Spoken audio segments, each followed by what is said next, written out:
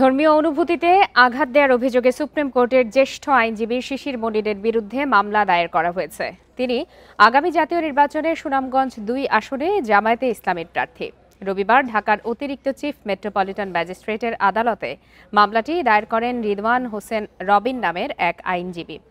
আদালত মামলাটি গ্রহণ করে ডিবি পুলিশকে অভিযোগটি তদন্ত করার নির্দেশ দেন বিচারক জসিতা ইসলাম। মামলায় অভিযোগ করা হয়, একটি ইউটিউব চ্যানেলে রোজা এবং পূজা একই মুদ্রার এপিঠ ও ওপিঠ বলে মন্তব্য করেছেন আইনজীবী শিশির মনির, যার মাধ্যমে তিনি ইচ্ছাকৃতভাবে ধর্মীয় অনুভূতিতে আঘাত এনেছেন।